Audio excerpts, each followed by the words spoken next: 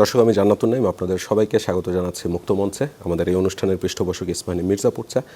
এবং আজকে আমার সাথে অতিথি হিসাবে রয়েছেন একজন অত্যন্ত সৎ এবং সজ্জন রাজনীতিবিদ, যিনি দায়িত্ব পালন করছেন বিএনপির সিনিয়র যুগ্ম মহাসচিব হিসেবে এবং প্রধানমন্ত্রী তারেক রহমানের রাজনৈতিক উপদেষ্টা হিসেবে। দর্শক, আমার আজকের অতিথি বিএনপির সিনিয়র যুগ্ম মহাসচিব রুহুল কবির রিজভী। জনাব রুহুল কবির রিজভী, আপনাকে স্বাগত এবং অসংখ্য ধন্যবাদ আমাদের আমন্ত্রণে সাড়া দিয়ে স্টুডিওতে আসলেন। আপনাকে ধন্যবাদ, শুভেচ্ছা সবাইকে। শরীর কেমন এখন?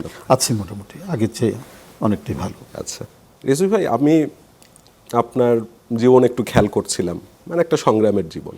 তো সেই সংগ্রামের জীবনের একটা সময় দীর্ঘ 787 দিন আপনাকে বিএনপি কার্যালয়, আপনি নিজেই স্বেচ্ছায় সেখানে থেকেছিলেন, যেহেতু সে সময় বেগম খালেদা জিয়া তার মুক্তির জন্য আপনার একটা প্রতীকে সেটা প্রতিবাদ ছিল, এবং 4.5 ফুট বাই 9.5 ফুটের একটা কামরায় থেকেছেন।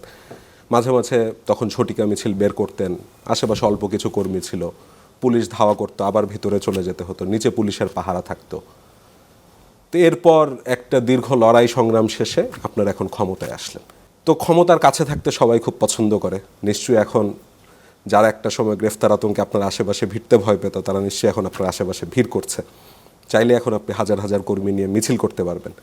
তো ওই যে ক্ষমতায় না থাকা এবং এই যে ক্ষমতায় থাকা, এই দুইটার মধ্যে পরিবর্তনটা কি দেখলেন? পরিবর্তনটা অনেক পরিবর্তন আছে নিঃসন্দেহে। আমরা যখন বিরোধী দল, এবং এটা এমন একটা বিরোধী দল, সে তো মানে বিরোধী দল না, আওয়ামী লীগের মতো একটি রাজনৈতিক দলকে আমাদেরকে মুখোমুখি হতে হচ্ছে, মানে চ্যালেঞ্জ মোকাবেলা করতে হচ্ছে, যার অবয়বটা হচ্ছে, যার বৈশিষ্ট্যটা হচ্ছে ফ্যাসিস্ট চরিত্রের। তো এই ধরনের একটি রাজনৈতিক দলকে মোকাবেলা করে আমাদের বিরোধী দল করা, একটা আছে একেবারেই গণতান্ত্রিক বিরোধী দল, পার্লামেন্টের মধ্যে সরকারি দল আছে, সরকার যারা গঠন করেছে, এবং সিস্টেমেটিকভাবে বিরোধী দল আছে, তারা পার্লামেন্টে বক্তব্য রাখছে। তৃতীয় বিশ্বের দেশে কিছু বাইরেও, মানে বাইরেও, হাউজের বাইরেও কিছু কর্মসূচি বিরোধী দল করে, সেটা করতে পারে। এটা একটা নিয়মতান্ত্রিক বিরোধী দল যেমন গড়ে ওঠে, সেটা ছিল না।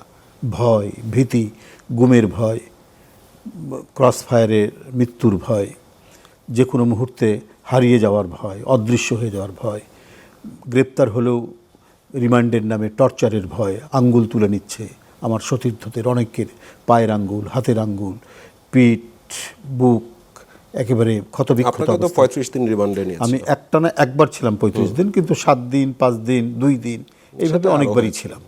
আর একবারই ছিলাম একটানা, সেটা হচ্ছে 2015 সালের যে আন্দোলনটি হলো, সেই আন্দোলনের জানুয়ারিতে আমি গ্রেপ্তার হলাম, জানুয়ারির শেষের দিকে।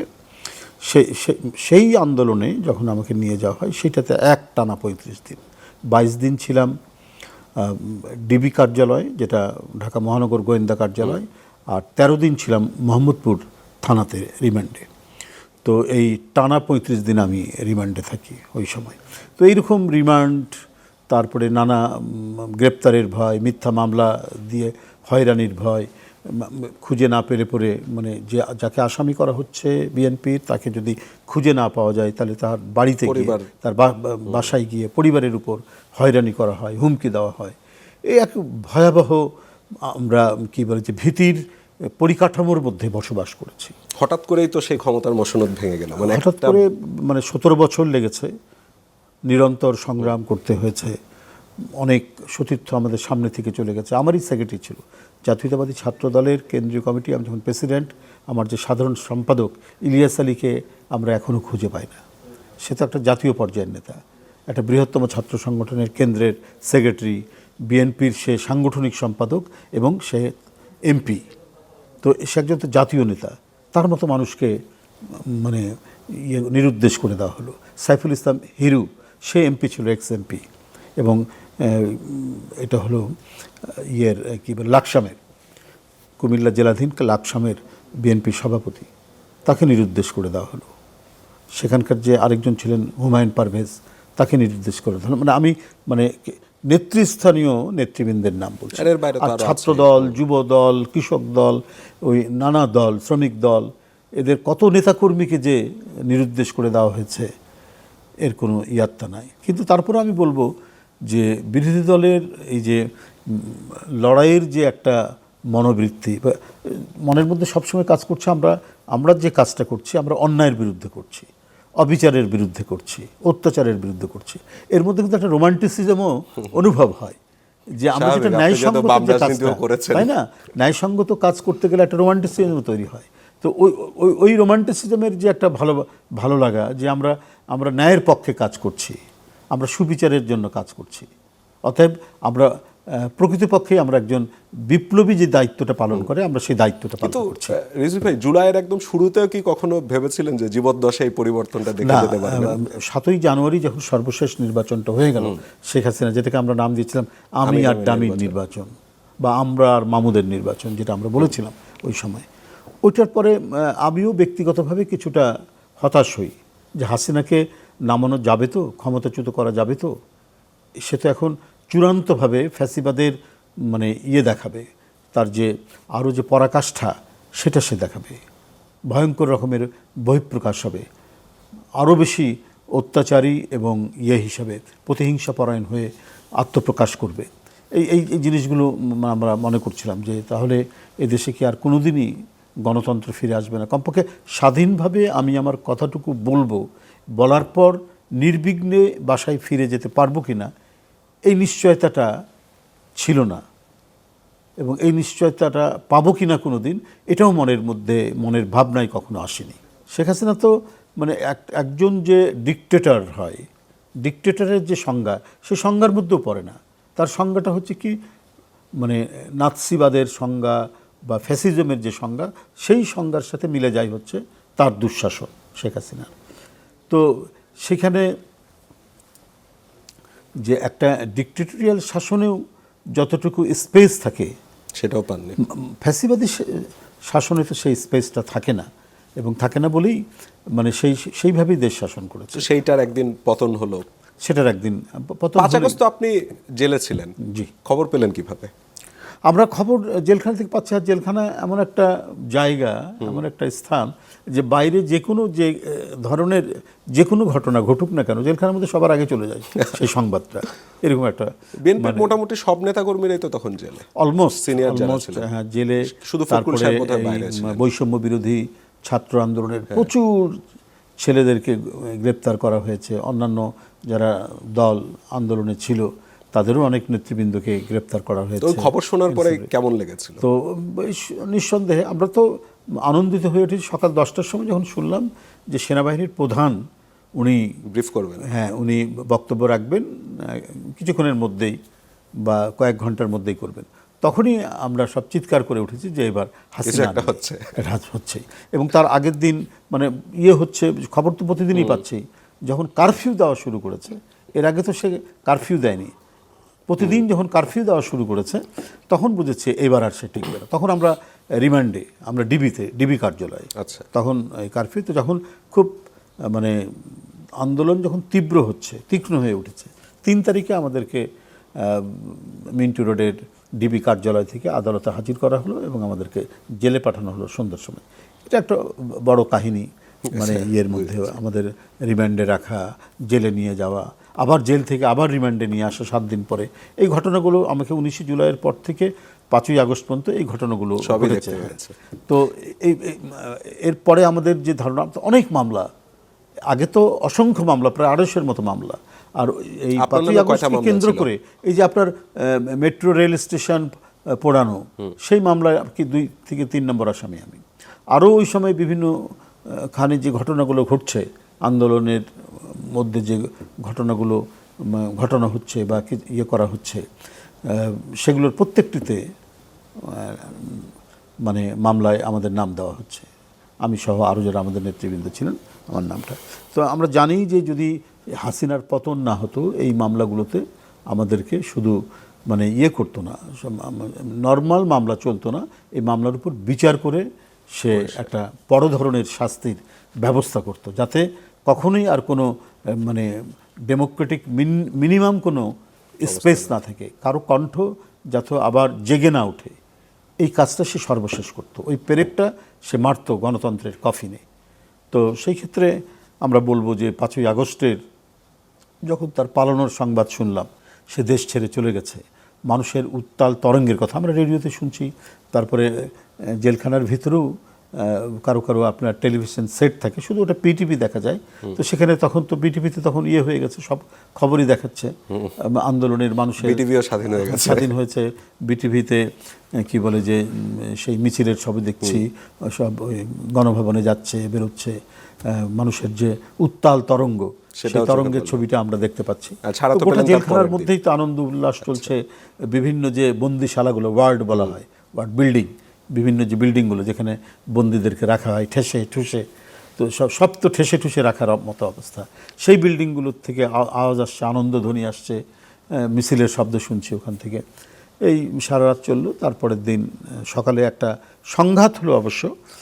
আমাদের সেই মানে আনন্দ উচ্ছলতার মধ্যে ওই থাকে যারা সমাজবিরোধী থাকে না, মাদকসেবী, তারপরে আরও যারা, এরা তখন চেষ্টা করেছে জেলখানা ভেঙে বেরোনোর আর কি। এর মধ্যে নরসিংদীর ঘটনা শুনেছে। তো যাই হোক, ওই সময় সেনাবাহিনী এসে সেটাকে পরিস্থিতিকে ট্যাকেল করে আমরা বিকেলের দিকে সবাই মুক্ত হয়ে যাই আর কি। যেমন ব্রিসে এবার একটু অন্য একটা প্রসঙ্গে যেতে যাচ্ছিলাম। 20 আগস্ট রাষ্ট্রপতি নির্বাচন হচ্ছে এবং মোটামুটি নিশ্চিতভাবে বলা যায় যে বিএনপি মহাসচিব মির্জা ফখরুল ইসলাম আলমগীর তিনি রাষ্ট্রপতি হবেন, এবং যেহেতু 70 অনুচ্ছেদ বাতিল হয়নি, সুতরাং মানে তিনিই হতে যাচ্ছেন, যেহেতু সংসদ সদস্যরা কেউই বিরুদ্ধে ভোট দিতে পারবেন না। যাই হোক, এর মধ্য দিয়ে মহাসচিবের পদ শূন্য হবে এবং যেটি কথা শোনা যাচ্ছে বা বিএনপির যে গঠনতন্ত্র আছে সেই অনুযায়ী আপনারই আসলে মহাসচিব হবার কথা। তো এর সত্যতা কতটুকু বা হচ্ছে না? আমি এর সত্যতা, এর কি বলে যে আপনার সাথে নিশ্চয়ই কথা হয়েছে, সত্য অসত্য এসব না, এসব বিষয়ের এখানে কোনো বিষয় নাই।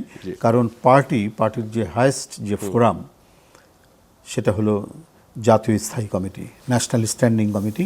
তারা সিদ্ধান্ত নিয়ে সম্পূর্ণ দায়িত্বটা দেওয়া হয়েছে পার্টির চেয়ারম্যানের উপর। পার্টি চেয়ারম্যান উনি সুচিন্তিত মতামত দেবেন যে কে প্রার্থী হবেন। তো এই ক্ষেত্রে আমার মনে হয় কোনো দ্বিধা নেই। এটা আমাদের কনস্টিটিউশনাল কি বলে যে বিধান রয়েছে যে পার্টির বিভিন্ন মানে পোর্টফোলিওর অ্যাডজাস্টমেন্ট বা সেগুলো করতে পারেন বিভিন্ন সময় যদি সেই ধরনের পরিস্থিতি তৈরি হয়। কিন্তু এখন কি হবে, তো সেটা তো হচ্ছে এখনও নিশ্চিত নয়। তো এটা তো দায়িত্ব দেওয়া আছে পার্টির চেয়ারম্যানের কাছে, মাননীয় প্রধানমন্ত্রীর উপর। তিনি যখন সিদ্ধান্তটা জানাবেন, তিনি নিশ্চয়ই অনেকের সাথে কথা বলেছেন, আলাপ করছেন, হয়তো আমার এটা জানা নাই, তো এটা নিশ্চয়ই তিনি করছেন, এই হোমওয়ার্কটা তিনি করে যাচ্ছেন। তবে পার্টির সিদ্ধান্ত নিয়েছে যে এই দায়িত্বটা তার উপর থাকবে আর কি। তো যেহেতু তার উপর এটা দায়িত্বটা রয়েছে, উনি যে সিদ্ধান্ত দেবেন সেই সিদ্ধান্ত সবাই মানবে। তো মির্জা ফখরুল ইসলাম আলমগীর তিনি বিএনপির একটা দীর্ঘ সময়, মানে আমি ওনাকে বলি যুদ্ধদিনের কনসিলিয়ারি বিএনপির, এবং সে অবস্থার থেকে অবস্থার পরিবর্তন হয়েছে, ক্ষমতা এসেছে, মানে দীর্ঘ 2 দশক পরে ইনফ্যাক্ট বিএনপি ক্ষমতায়। তো নতুন যিনি মহাসচিব হবেন, সেটা যদি আপনিই হন, সেই কাজটা কি সহজ হবে বলে মনে করেন, নাকি আসলে এই যে গণঅভ্যুত্থানের পরে যে একটা তীব্র প্রত্যাশা, সেই প্রত্যাশার চাপ, সেই সাথে রাজনৈতিক দলগুলো ক্ষমতায় গেলে দুর্নীতি স্বেচ্ছাচারিতায় মেতে ওঠে, সেই চাপ সামলাতে যে বা সেই ধাক্কা সামলানোটা এই প্রসঙ্গে মানে আমি হলে কি হবে না হবে সেটা ভিন্ন বিষয়। এ বিষয়ে কোনো কথা বলা বা কি করব হলে পরে এটা আগে পার্টির সিদ্ধান্ত দেখার পর তখন এ বিষয়ে আমি কথা বলবো। প্রয়োজনে আরেকবার ডাকবেন, আমি তখন এসে কথা বলে যাব। পরিষ্কার। আপনি কখনোই এমপি হননি। আমি আপনার একটা ইন্টারভিউ শুনছিলাম যেখানে বলেছেন যে আপনি চেয়েছেন কিন্তু দলের সিদ্ধান্ত আপনি মেনে নিয়েছেন। এই বিষয়টা নিয়ে কি কোনো আক্ষেপ আছে আপনার? না, আমার কোনো আক্ষেপ নাই, একেবারেই না, আমার কোনো আক্ষেপ নাই। আমি সবসময় চেয়েছি, শুধু 91-এ আমি চাইনি, 96 থেকে পর্যন্ত যতবার নির্বাচনে চেয়েছিলাম, 2018 সালে আমি চাইনি। আমি সবারকে স্পষ্টভাবে বলেছি যে বেগম খালেদা জিয়া জেলখানা থাকা অবস্থায় বা উনি বন্দি থাকা অবস্থায় আমি করব না, বা উনি নির্বাচন করতে যেহেতু পারছেন না, তাকে দেওয়া হবে না, অতএব আমি নির্বাচন করব না। এটা ছিল আমার একটা মানে কি বলে যে একটা কমিটমেন্ট বলি, বা এটা আমার একটা ব্রত ছিল যে উনি যদি নির্বাচন না করতে পারেন তাহলে আমি নির্বাচন করব না, এবং এইটা নিয়েই আমি নিজেকে রেখেছি। তাছাড়া সব সময়ের জন্য আমি মনে করেছি। তবে যে কেন পেলাম না, কেন আমাকে দেওয়া হলো না, এই নিয়ে আমি কোথাও মানে মনের অজান্তেও কোথাও ক্ষোভ প্রকাশ করেছি বলে আমার জানা নেই। যে আমাকে আমার উপর যে অর্পিত দায়িত্ব যেটা আছে দলের, যখন যে পর্যায়ে দলে যে দায়িত্ব আমাকে দেওয়া হয়েছে আমি সেটা দায়িত্বই পালন করে গেছি। যে এটা নিয়ে আমি বড় উচ্চবাচ্য করিনি, করতে পারতাম। আমার যে পলিটিক্যাল ব্যাকগ্রাউন্ড যেটা রয়েছে, সে পলিটিক্যাল ব্যাকগ্রাউন্ড অনুযায়ী আমি এমপির জন্য আরও বেশি বার্গেনিং করা, কেন দেওয়া হলো না, মন খারাপ করা, মানে পার্টির নেতৃবৃন্দের কাছে দিন দরবার করা, আমি কোনোদিন কেউ বলতে পারবে না যে আমি এটা করেছি। কখনো কাউকে বলেছি, কোনো স্ট্যান্ডিং কমিটির মেম্বারকে বলেছি যে আমি হতে চাই, আপনারা এটা দেখবেন, কাউকে আপনি জিজ্ঞেস করে দেখবেন, কোনোদিন কাউকে আমি বলিনি কেন আমি এটা করতে যাব। এটা আমাকে চেনে জানে পার্টির সবাই। যখন সিদ্ধান্ত দেয়নি তখন আমি মনে করেছি যে আমি নিঃসন্দেহ তাদের বিবেচনায় আমাকে এখন তারা মনে করছেন না।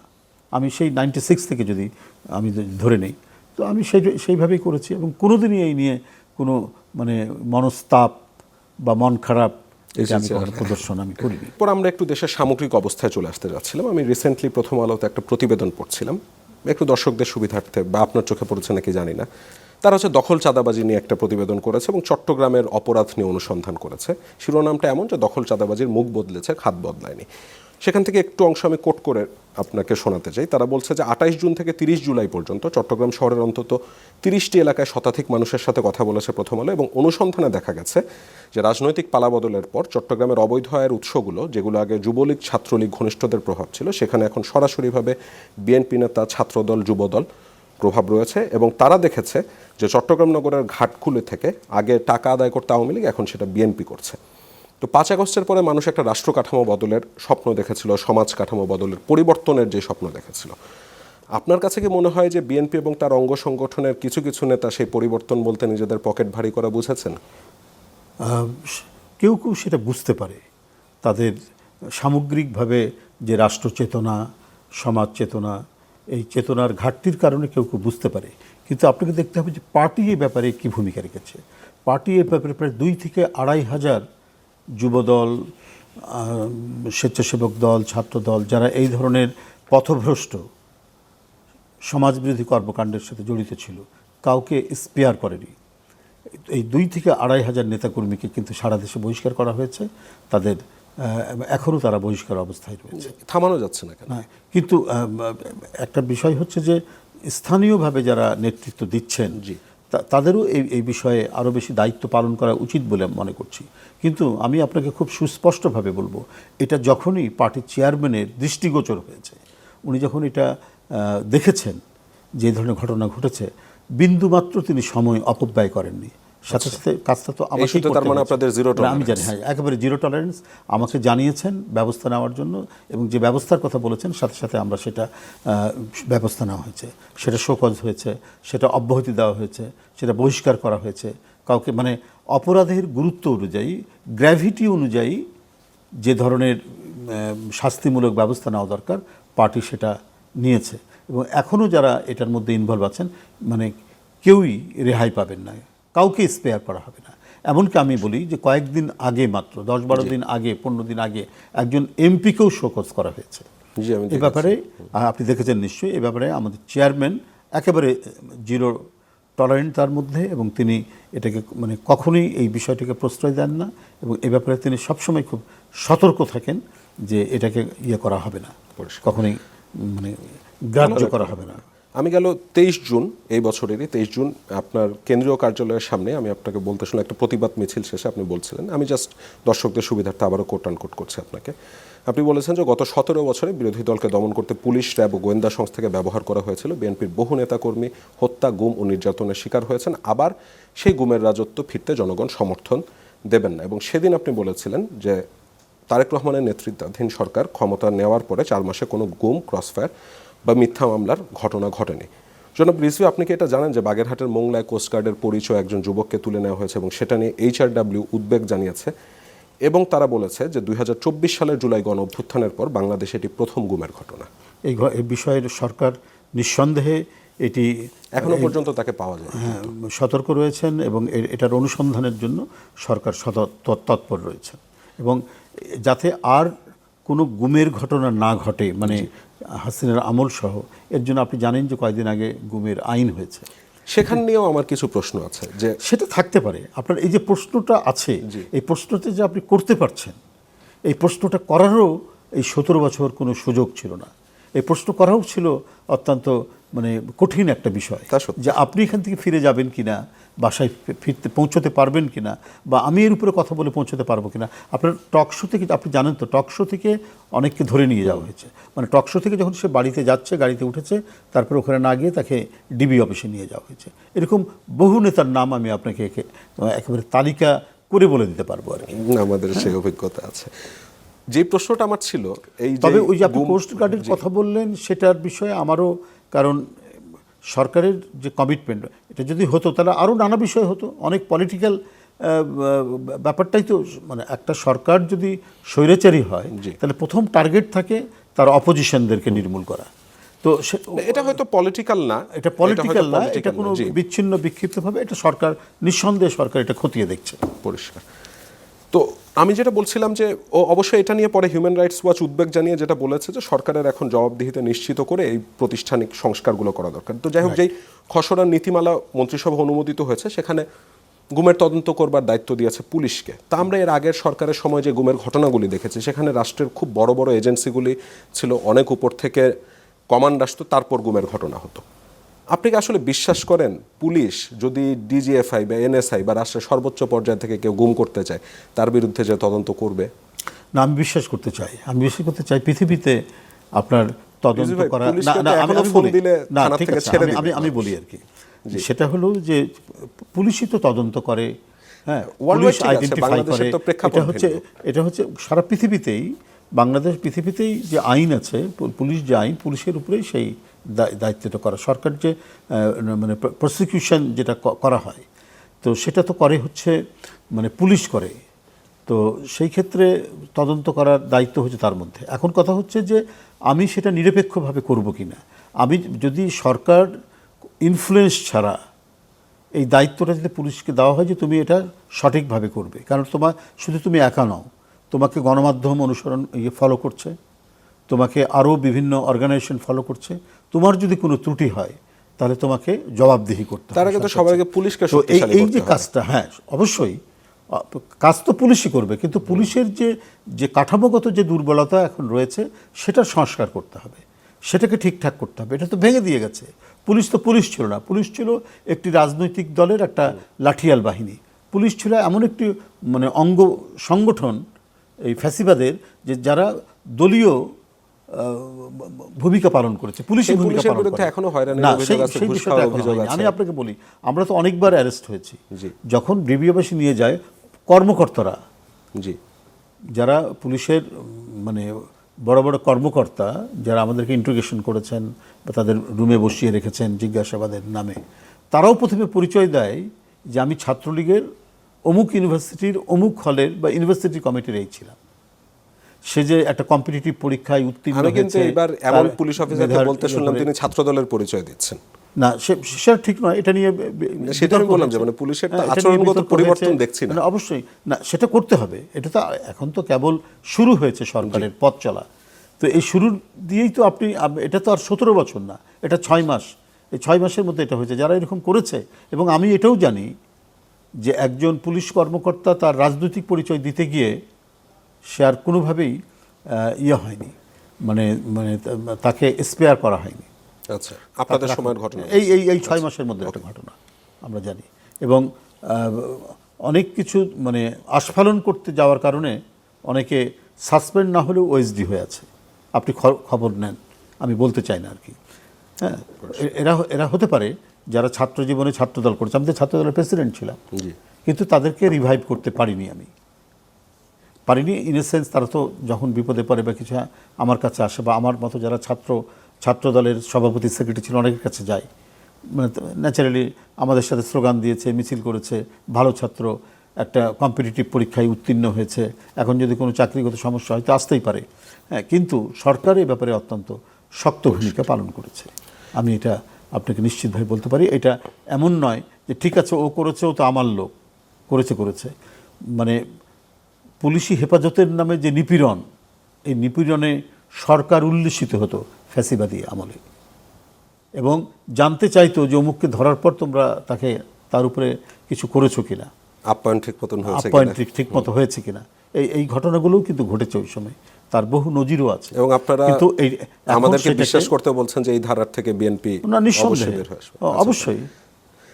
আমি আপনাদের একটু 31 দফায় চলে আসতে চাই। 31 দফাটা আমি যখন প্রথমবার পড়েছিলাম, আমার কাছে মনে হলো যে এটুকু বাস্তবায়ন করলেই তো রাষ্ট্রের কাঠামো পরিবর্তন হয়ে যাবে। তো সেই 31 দফার 9ম দফাতে অনেক কিছুর সাথে জুলাই যে সনদ তারও মিল আছে। 9ম দফায় ছিল যে মাস্টার হোসেন মামলা রায়ের আলোকে বিচার বিভাগের স্বাধীনতা নিশ্চিত করা হবে, গুমের প্রশ্নগুলোও সেখানে ছিল, এবং অন্তর্বর্তীকালীন যে অধ্যাদেশগুলো বাতিল করা হয়েছে সেখানেও কিন্তু অলমোস্ট একই জিনিসই ছিল, যে সুপ্রিম কোর্টে বিচারক নিয়োগের জন্য উপযুক্ত ব্যক্তি বাছাই করবে, সুপ্রিম জুডিশিয়াল অ্যাপয়েন্টমেন্ট কাউন্সিল হবে। বিএনপি মানে যেই দলটা গেল 17 বছরে সবচেয়ে বেশি গুম অত্যাচারের শিকার হলো, যেই দলটা সবচেয়ে বেশি মিসট্রায়ালের শিকার হলো, তাদের এই অধ্যাদেশগুলি বাতিল করবার প্রয়োজন হলো কেন? এবং সেই অধ্যাদেশে যদি কোনো সমস্যা থাকে সেটা এখনও পর্যন্ত বিএনপি জনগণের সামনে পরিষ্কার করে বলছে না কেন, যে অধ্যাদেশগুলোতে এই সমস্যা ছিল, সেই কারণে আমরা বাতিল করেছি। আচ্ছা, আপনাকে আমি বলি যে মাজদার হোসেন মামলার পরিপ্রেক্ষিতে যে স্বাধীন বিচার বিভাগের কথা বলা হয়েছে, এটা তো আওয়ামী লীগের লয়ার নেতারাও তো খুব জোরে সোরে বলতেন। তো আপনি তার পরিণতি দেখেননি, কী ধরনের সে পরিণতি হয়েছে ফ্যাসিস্টের আমলে? তো আপনার জুলাই সনদের যে কথা বলছেন, এখানে তো কিছু নোট অফ ডিসেন্টও আছে, জি, বিএনপির আছে না, নোট অফ ডিসেন্ট আছে, যে এটাকে আরও কীভাবে স্ট্রিমলাইনিং করা যায়, এটাকে আর এই স্পিরিটটা সত্যিকার অর্থে এই চেতনাটা সবার মনের মধ্যে ধারণ করা হবে এবং চিরস্থায়ীভাবে ওটা প্রথিত হবে। এই প্রথিত হওয়ার জন্য সেখানে কি একটু আলোচনার প্রয়োজন পড়বে না?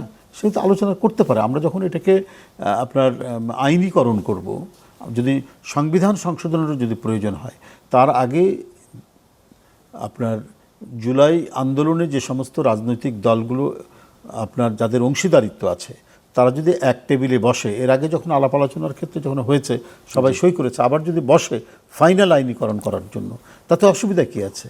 এটা পয়েন্ট অফ নো রিটার্নের তো কিছু নেই। আপনার সেখানে কোন কোন বিষয়গুলো বিরোধী দল তো বসতে যাচ্ছে না, তো চাচ্ছে না কেন? এটা আমাদের তো প্রশ্ন। এটা তাহলে আপনি ওটা করবেন কি করে, স্ট্রিমলাইনিং করবেন কি করে? সেখানে তো আমাদেরও তো অনেক বিষয়ে নোট অফ ডিসেন্ট আছে। তো নোট অফ ডিসেন্টগুলো নিয়ে এটাকে নোট অফ ডিসেন্টটা তুলে দেওয়ার জন্য তো একটা তো আলোচনা থাকতে হবে।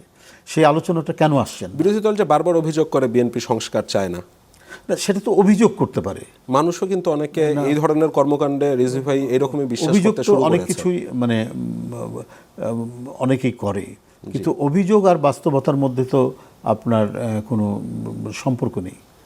অভিযোগ করে সংস্কার মানতে চায় না, কে বলেছে?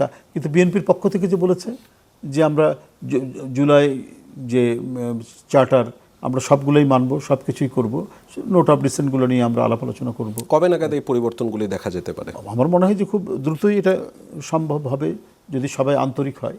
আরেকটা ব্যাপার হচ্ছে যে আমরা সবাই মানলাম, সব কিছু হলো, কিন্তু যদি কারো অন্তরের মধ্যে, সিগনেচারও সবাই করলো কিন্তু অন্তরের মধ্যে মানলো না, অন্তর তাকে সাড়া দিল না,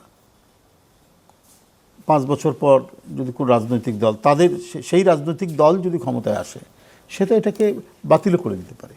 শেখ হাসিনা করেছে। শেখ হাসিনা তো অন্যতম নেত্রী, তত্ত্বাবধায়ক সরকার ব্যবস্থা প্রতিষ্ঠিত করার এই আইনটা সংবিধানে একসাথে মিলে তারা করেছে। ওই শেখ হাসিনার হাত দিয়েই আবার এইটা সংবিধান থেকে একেবারে কর্পূরের মতো উড়ে গেল। কেন? তার মানে আপনার মানসিকতার পরিবর্তন হতে হবে। ভাই, মানসিকতার পরিবর্তন হলে তো আপনার আর্টিকেল 70ও সংশোধন করা যায়, কিন্তু মানসিকতার পরিবর্তন কারো হচ্ছে না। সবাই চাচ্ছে যে একটা ওই ঘোলা পানিতে মাছ শিকার করে নিজের ক্রেডিটটা কীভাবে নেওয়া যাবে, নিজের ফায়দা কীভাবে নেওয়া যাবে, এটাতেই আছে রাজনৈতিক দল যেগুলো মানে এখন বার্গেনিং করছে বা করছে। আমি তো এখানে এতগুলো কাজ যখন হলো 5ই আগস্টের পর থেকে নির্বাচন পর্যন্ত, পরস্পর রাজনৈতিক দলগুলো বসলো, আলাপ আলোচনা করলো, জুলাই সনদও একটা মোটামুটি তৈরি হলো, সিগনেচারও হলো, কিন্তু এখন জুলাই স্পিরিটের কথা বলে এখানে আরেকটু জিনিসটাকে ঠিকঠাক করার জন্য, এটা তো আমরা পার্লামেন্টে নিয়ে গেলে তো এটা পাশ করা যাবে যদি বিরোধী দল এবং যারা সরকারি দল আছেন একমত হলে পরে এটা পাশ করা যাবে, কিন্তু তার আগে তো কিছু নিশ্চিত করা দরকার যে কোথায় কোথায় আপত্তিগুলো আছে, সেই মানে অবজেকশনগুলো যদি আমরা নিষ্পত্তি করে দিতে পারি তাহলে এটা তো আরও বেশি, আমি আগেই বলেছি, এটা আরও সুন্দরভাবে এটা স্ট্রিমলাইনিং হয়, স্বচ্ছ হয় এবং সেটি সবার জন্য মান্য করার একটা ইয়ে থেকে যায়, বিধান তৈরি হবে। কিন্তু জনাব রিজভী, আপনার কি মনে হয় না যে বিএনপির, যেহেতু মানুষের মনে প্রশ্নগুলি রয়েছে, মানুষ সংস্কারটা চাচ্ছে, বিএনপির কি একটু পরিষ্কার করা উচিত না সাধারণ মানুষের কাছে যে আমরা এই কারণে অধ্যাদেশগুলি বাতিল করেছিলাম, আমরা এইভাবে পরিবর্তন করতে চাচ্ছি, একটা জাস্ট লেআউট দেওয়া, একটা লাইন আউট দেওয়া, মানুষকে একটু পরিষ্কার করে আশ্বস্ত করা। এই জিনিসটা যখন আমরা অধ্যাদেশগুলো তো আইনীকরণ করতে হবে, জি, তাই তো অধ্যাদেশ মানে আপনার প্রেসিডেন্টের যে মানে যে উনি যে ক্ষমতা বলে যে অর্ডিন্যান্স যেটা তিনি জারি করেন, তো এটা তো অর্ডিন্যান্সটা শুধু জারি করলে হয় না, এটা আবার পার্লামেন্টে পরে পাশ করে দিতে হয়। তো পার্লামেন্টে তো এটা পাশ করতে গেলে পরে তার আগে যদি একটু যদি বসা যায়, কথা বলা যায় এই বিষয়গুলো নিয়ে, তাহলেই তো পরিষ্কার আলাপ আলোচনা বুঝেছে পরিষ্কার। আমরা 5 আগস্টের ঠিক আগে দেখলাম যে রাষ্ট্রপতি ছিলেন সেই অনুষ্ঠানের প্রধান অতিথি, সেখানে জুলাই গণঅভ্যুত্থানে একটি ডকুমেন্টারি হলো, সেই ডকুমেন্টারি নিয়ে একেবারে হই হট্টগোল হয়ে বিশ্রী অবস্থা, বিদেশি কূটনীতিকরা চলে গেলেন। তো সেই ডকুমেন্টারি নিয়ে রাষ্ট্রপতি নিজে উষ্মা প্রকাশ করেছেন এবং বলেছেন যে ঠিক হয়নি। তো এই জাস্ট 2 বছর আগে আমাদের চোখের সামনে ঘটে যাওয়া একটা ঘটনা, সেই ঘটনাটাই যখন কিছুটা বিকৃত রূপে বা অনেক বিকৃত রূপে প্রকাশ করবার চেষ্টা থাকে, এবং যেহেতু এটা সরকারি প্রোগ্রাম ছিল, তার দায় কি বিএনপির কাঁধে আসে না? বিএনপির দায়, বিএনপি সরকার পরিচালনা করছে, সেখানে তার ভিতরের কি দায় আছে না আছে এটা নিয়ে তো ওখানে কথাবার্তা হয়েছে।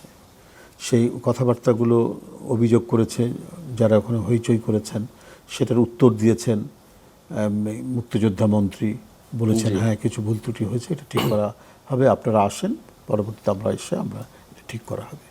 কিন্তু বিদেশিদের সামনে হইচই করে স্লোগান দিতে দিতে চলে যাওয়া, এখানে বিএনপি কি করে ঠেকাবে? বিএনপি তো বিরোধ করেছে, রাষ্ট্রপতি নিজেও অনুরোধ করেছেন, মুক্তিযোদ্ধা মন্ত্রী তিনি অত্যন্ত স্মার্টলি এটাকে হ্যান্ডেল করার চেষ্টা করেছেন যে যেটা ভুল হবার হয়েছে এটা ঠিকঠাক করা যাবে। তো এটা কি একটা রাজনৈতিক পরিসরে কি এই কথাগুলো বলা যায় না? হতে পারে, ভুল হতে পারে, কিন্তু এটা মানে ঠিকঠাক করা যাবে, এটাকে আমরা পরবর্তীতে আর যাতে এই ধরনের কোনো পুনরাবৃত্তি না হয় সেই অঙ্গীকার যদি থাকে, তাহলে সেখানে বিদেশিদের সামনে হট্টগোল করে আপনারা তো নিতেই পারেনি মানে ত্যাগ করা, হল রুম ত্যাগ করা, এটা কি শোভনীয় হয়েছে? এটা কখনোই শোভনীয় হতে পারে না।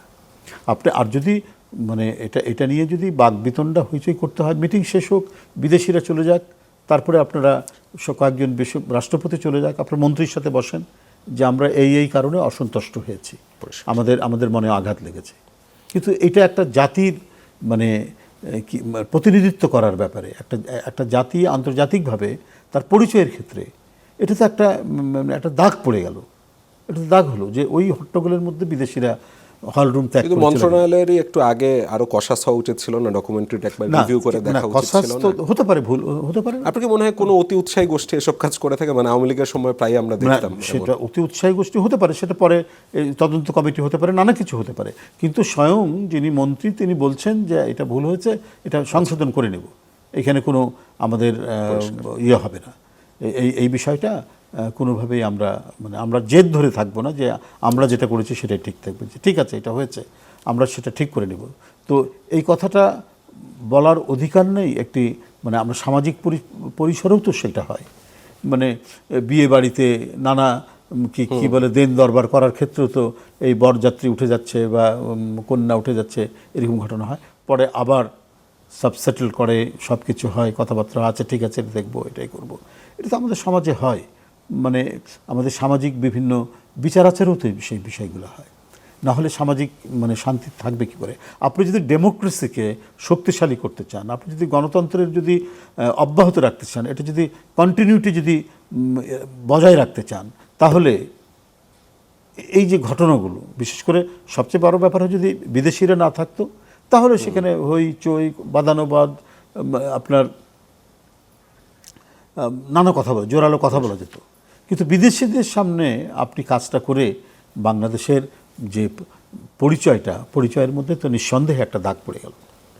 আমরা রিসেন্টলি দেখলাম যে এনসিপির নেতারা পদযাত্রা করতে গিয়েছিল এবং সিলেটে যে তারা বিএনপি, যুবদল, ছাত্রদলের ছেলেপেলের হাতে মার খেলো। অন্তত 4টি বিশ্ববিদ্যালয়ে দেখলাম যে ছাত্রদলের সাথে শিবিরের সংঘর্ষ হয়েছে, এমনকি চিকিৎসা কেন্দ্রে যেও পিটানো হয়েছে। আগে ক্যাম্পাসে ছাত্রলীগের মারামারি দেখতাম, তা এখন ছাত্রদল করবে, এটা কি নতুন বন্দোবস্ত? না, নতুন বন্দোবস্ত না। আপনি শুধু ছাত্রদল আপনি বলছেন কেন? আচ্ছা, এখানে যেহেতু ছাত্রদল বড় সংগঠন, ওই জন্য আপনি যে রাজশাহী ইউনিভার্সিটিতে যে শিবির ধরে মারলো বিএনপির লোকজনদেরকে, ছাত্রদলের লোকজনদেরকে, এবং সেখানকার একজন বড় ছাত্র নেতার নেতৃত্বে ঘটনাটা হয়েছে, এটা নিয়ে তো অনেক হইচই হয়েছে। আপনার পয়েন্টের মধ্যে ওইটা থাকলো না কেন? এটা তো এক হাতে কখনো তালি বাজে না। আমি সবসময় বলেছি, যখন একটা বিষয়কে আমরা বলবো তখন দেখতে হবে যে অন্য দিক থেকে উস্কানি কি। ক্রমাগতভাবে অপপ্রচার, কলঙ্ক লেপন করা, অনেক সিনিয়র নেতৃবৃন্দের সম্পর্কে আজে বাজে কথা বলা, তো এটা তো উস্কানি তৈরি করে। কিন্তু ছাত্রদল তো ধরেন ঐতিহ্যবাহী একটা সংগঠন, না ঐতিহ্যবাহী সংগঠন, ঠিক আছে, তাদের কারো সহনশীল হতে হবে না। সিনিয়র নেতৃবৃন্দরা সেখানে গেছেন, এটা তো হতেই পারে। এটা যে কোনো সময় একটা উস্কানির মুখে রিয়্যাক্ট করতে পারে, কিছু করতে পারে, কিন্তু এই জিনিসগুলো তো কন্ট্রোলে নিয়েছে। এবং আমাদের বিএনপির যারা নেতৃবৃন্দ রয়েছেন সিলেটে, প্রত্যেকেই সেইখানে তারা ভূমিকা রেখে এটা নিরসন করেছেন। এটা তো এমন না যে এটা বাড়তে দিয়েছে, হবিগঞ্জ হয়েছে। তো আপনি দেখতে হবে যে ওখানে ঘটনাটা কোথা থেকে সূত্রপাত হলো। আপনি যদি ক্রমাগতভাবে উস্কানিমূলক কথা বলেন, উস্কানি একটা হচ্ছে যে আপনি উল্টে দিব, পাল্টে দেব, সরকারকে পদত্যাগ করতে বাধ্য করব, সেটা হচ্ছে এক ধরনের কথা। কিন্তু পার্সোনালি আপনি কি বলতে পারেন প্রধানমন্ত্রীর পরিবার নিয়ে মানে বাজে কথা? এখন বাকস্বাধীনতা আছে না, বাকস্বাধীনতা, এটা তো বাকস্বাধীনতার মধ্যে পড়ে না। বাকস্বাধীনতা আপনার রাজনৈতিক আপনি বিরোধিতা করতে, আপনাকে মনে হয় রাজনৈতিক ভাষার ব্যবহার বাজে হয়ে যাচ্ছে? আপনার কি পরিবারের কোনো লোক কি রাজনীতিতে অন্তর্ভুক্ত হয়েছেন?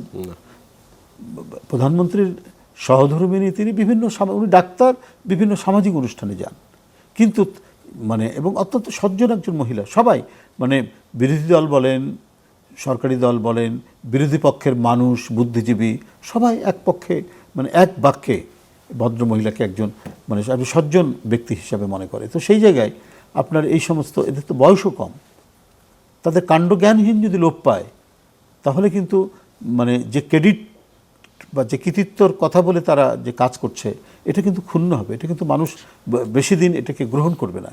বরং তারা একটি গণতান্ত্রিক সংগ্রামের একটা চূড়ান্ত পর্যায়ে 17 বছর তো তারা সংগ্রাম করেনি, 17 বছর তো আমরা করেছি। তো আমরা তো খুব জোর গলায় ক্রেডিট নিতে যাই না। আমরা বলেছি যে জুলাই অভ্যুত্থানে প্রত্যেকেই যারা অবদান রেখেছেন, ছাত্র জনতার অবদানকে আমরা স্বীকৃতি দেই, না ঠিক আছে তারা এটা করেছেন। কিন্তু 17 বছর আমরা কি করেছি? ঘাস কেটেছি। আর আমরা তো কোনো স্বার্থ নিয়ে, কোনো একটা কমিউনিটির স্বার্থ নিয়ে আমরা কথা বলি না। আমরা করেছি, সেটা হচ্ছে একটা রাজনৈতিক দর্শন প্রতিষ্ঠার জন্য, সেটা হচ্ছে ডেমোক্রেসি। আমরা একটা বৃহত্তর কজ নিয়ে লড়াই করেছি, আমরা কোনো গোষ্ঠীগত কজ নিয়ে লড়াই করিনি। আমরা করেছি বৃহত্তর কজ নিয়ে, রাষ্ট্রের গণতান্ত্রিক বিকাশ। রাষ্ট্র থেকে গণতন্ত্র বিদায় করে দিয়েছে একটি রাজনৈতিক দল জোর করে ক্ষমতা গ্রহণ করার পরে। সুতরাং সেখান থেকে প্রকৃত গণতন্ত্র যাতে ফিরে আসে, গণতান্ত্রিক প্রথা পদ্ধতি আবার যাতে চালু হয়, এবং গণতন্ত্রের অন্তর্ভুক্ত যে শর্তগুলি রয়েছে, জবাবদিহিতা, অবাধ সুষ্ঠু নির্বাচন, কথা বলার স্বাধীনতা, সংবাদপত্রের স্বাধীনতা, এগুলো যাতে নিশ্চিত হয়, এর জন্যই তো আমাদের 17 বছরের লড়াই। তো আপনার যদি মানে মপ করে কারো কণ্ঠ থামিয়ে দিতে চান, তো এটাও তো ফ্যাসিবাদের একটা নমুনা। ওই অমুক কথা বলেছেন, কেন বললেন, তার আমরা অমুক চাই, তাকে একেবারে বিদায় করে দিতে হবে, এই করতে হবে। এই যে মানে মব এবং মানে যে মবার তৈরি হচ্ছে, এই মবার তৈরি, এটা কিন্তু মানে গণতন্ত্রের বিরুদ্ধ পক্ষ হিসেবে সেটা কিন্তু জন্ম নিচ্ছে। গণতন্ত্রের শত্রুপক্ষ হবে। মব কখনোই গণতন্ত্রের মিত্রপক্ষ হতে পারে না। মব অলওয়েজ গণতন্ত্রের শত্রুপক্ষ। কারণ গণতন্ত্রের প্রধান শর্তই হচ্ছে আইনের শাসন। যে অপরাধ করবে আইন তাকে দেখবে।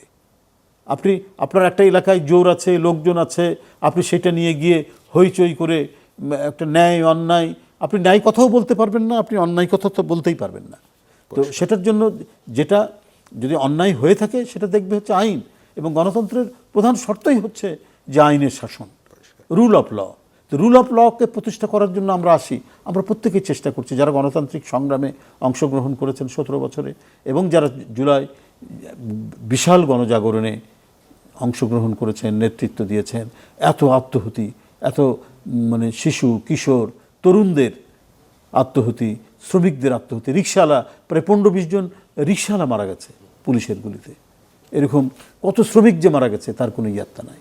তাহলে সেটা কি আমরা এই ক্ষুদ্র রাজনৈতিক স্বার্থের মানে কচলা কচলিতে আমরা কি ওটা ইয়ে করে দেবো নাকি, নষ্ট করে দেবো নাকি? আমরা রিজভী ভাই আবার একটা অন্য প্রসঙ্গে চলে আসতে চাচ্ছিলাম, লোডশেডিং। মানে মানুষ, আমি দেখলাম যে রিসেন্টলি গেল সোমবারে 3757 মেগাওয়াট লোডশেডিং হয়েছে, এবং তার আগে এর চেয়ে মানে সে যে রেকর্ডটা ভেঙেছে সেটা হচ্ছে আওয়ামী লীগের সময় 2023 সালের 27শে জুন 3419 মেগাওয়াট ছিল। আমি দেখলাম যে টানা লোডশেডিংয়ে হামলার আশঙ্কায় বিভিন্ন জেলায় পুলিশের কাছে নিরাপত্তা চেয়ে চিঠি দিয়েছে পল্লী বিদ্যুৎ সমিতি সহ বিতরণ কোম্পানিগুলি। তো 2023 সালে বিএনপির পেজ থেকে একটি স্যাটায়ার পোস্ট ছিল। পোস্টের লেখাটা এরকম: হারিকেন নিজেও ভাবেনি এই শতভাগ বিদ্যুতের যুগে সে আবার তার ভরা যৌবন ফিরে পাবে। সেই পোস্টটা আবার এখনও শেয়ার হচ্ছে। তো কেউ যদি এখন রিজভী ভাই আপনাকে জিজ্ঞাসা করে বসে, মানে কেউ যদি জিজ্ঞাসা করে যে ভাই আমরা তো আগেই ভালো ছিলাম, তখন আপনি কি উত্তর দিবেন? না, উত্তর আমরা দিব যে আপনারা আগে ভালো ছিলেন, আগে মানে ওই হরমুজ প্রণালীতে যুদ্ধ চলেনি। তেলের আছে, কিন্তু মানুষজন ওই যে অসহিষ্ণু থাকে, তারা না, দেখে বাসায় কারেন্ট নাই। এটাই তো গণমাধ্যমের দায়িত্ব, সত্যকে প্রকাশ করা, সত্যকে জানতে দেওয়া। মানুষ যদি বুঝে যে এটা সরকারের কোনো ত্রুটি নয়, এটা একটা ন্যাচারাল মানে বাধাগ্রস্ততা, এটা কোনো কৃত্রিম সংকট নয় যে কোনো সিন্ডিকেট করে বা কোনো অপপ্রয়াসের মাধ্যমে এটা হয়েছে। এটা একটা আজকে ফেব্রুয়ারি থেকে শুরু হওয়া যুদ্ধ এখনও চলছে, এখনও তার প্রভাব রয়ে গেছে। তো যদি তাই থাকে, এবং এটা সবাই জানে যে তেলের ট্যাঙ্কার আসতে পারছে না, যেসব জায়গা থেকে আমাদের গ্যাস আছে, ডিজেল আসে, বিশেষ করে তো ডিজেল আসে যেগুলো দিয়ে আমরা বিদ্যুতের ইয়েগুলোকে সচল রাখি, মানে বিদ্যুৎ উৎপাদন কেন্দ্রগুলোতে আমরা সচল রাখি, সেটা করতে পারছি না।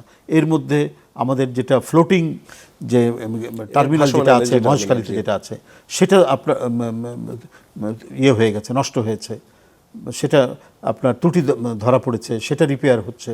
তো পাশাপাশি এই সরকার যে এটা নিরসনের জন্য প্রাণান্তকর চেষ্টা করছেন, দিনরাত চেষ্টা করছেন, বার্মার সাথে কথা বলছে, যত দ্রুত সময়ে পারা যায়, যেখান থেকে পারা যায় সেখান থেকে নিতে হবে। বার্মা থেকে আমার জাহাজ আসতে লাগে 12 ঘন্টা, কিন্তু আমেরিকা থেকে যদি আমি গ্যাস আনতে যাই বা ডিজেল আনতে যাই তা লাগবে আপনার 25 দিন থেকে 1 মাস। আমরা যদি আরেকটা হচ্ছে অ্যাঙ্গোলা থেকে যদি আনতে যাই তো আরও বেশি সময় লাগবে।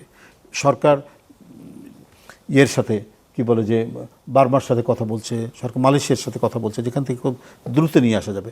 সরকার তো বসে নেয়, এবং তার যে এই যে পদক্ষেপগুলো, এই পদক্ষেপগুলো মানুষ তো জানতে পারছে, এবং এইটা এর জন্য আলাদা টাকা বরাদ্দ করা হয়েছে। সেই বিপুল পরিমাণ টাকা বরাদ্দ করা হয়েছে, $4 বিলিয়ন বেশি টাকা বরাদ্দ করা হয়েছে এটা কেনার জন্য, যাতে মানুষের কোনো কষ্ট না হয়। কিন্তু টোটাল জিনিসটা হচ্ছে যে একটা মানে গ্লোবাল ডিসরাপশনের কারণে, একটা গ্লোবাল ডিসরাপশনের কারণেই এই পরিস্থিতিটা তৈরি হয়েছে। এটা আমার মনে হয় যে দেশের জনগণ বিষয়টা বুঝতে পারছে। প্রতিদিন তো সংবাদপত্রে তারা ইরান এবং আমেরিকা ইসরায়েলের যুদ্ধের খবর শুনছে, এবং হরমুজ প্রণালীতে যদি জাহাজের ট্যাঙ্কির উপরেও তো কয়েকটা জায়গায় বোম পড়েছে, কয়েক দেশে রিসেন্টলি পড়েছে। তাহলে এখানে কিভাবে? আর আমাদের তো নির্ভর করতে হয় মধ্যপ্রাচ্যের দেশের উপর, নির্ভর করতে হয় গ্যাস উৎপাদনকারী এদেশের। আমাদের যে গ্যাস, এটা তো ক্রমান্বয়ে একেবারে মানে সংকুচিত হয়ে এসছে। এক ধরনের নতুন গ্যাস ক্ষেত্র খোঁজা হয়নি, ইয়ে হয়নি। তো একটা সরকারের 6 মাস হতে চললো, এর মধ্যে কি একবারে গ্যাস মানে খুঁজে বের করে কি বলে গভীর নলকূপ বসিয়ে সেই গ্যাস উত্তোলনের কি কোনো সুযোগ আছে? রিজভী, আমার একটা মন্ত্রিসভায় একজনের নিয়োগ নিয়ে প্রশ্ন ছিল, মানে আমি এই প্রশ্নের উত্তর কারো কাছেই পাইনি। পররাষ্ট্রমন্ত্রী যিনি আছেন এখন, খলিলুর রহমান সাহেব, ওনাকে নিয়ে বিএনপির বেশ আপত্তি ছিল, আপনারা তার পদত্যাগ চেয়েছেন। সালাউদ্দিন সাহেব নিজেই বলেছেন, আমি কোট আনকোট করে তাকে শোনাতে পারি, মনে হয় দরকার নেই। তো তিনি কিভাবে এরপর পররাষ্ট্রমন্ত্রী হিসেবে নিয়োগ পেলেন, মানে যার একসময় পদত্যাগ চেয়েছেন? আমিও বলেছি, বিদেশি নাগরিক সালাউদ্দিন সাহেব বলেছে, আমিও বলেছি। এখন দেখুন, একজন ব্যক্তি তার পরিচয় হচ্ছে তার কাজে। হ্যাঁ, যখন তাকে দেওয়া হয়েছে তখন আমরা বলেছি যে হঠাৎ করে একজন লোক বিদেশ থেকে আসলো, তাকেই দায়িত্ব দিয়ে দেওয়া হলো।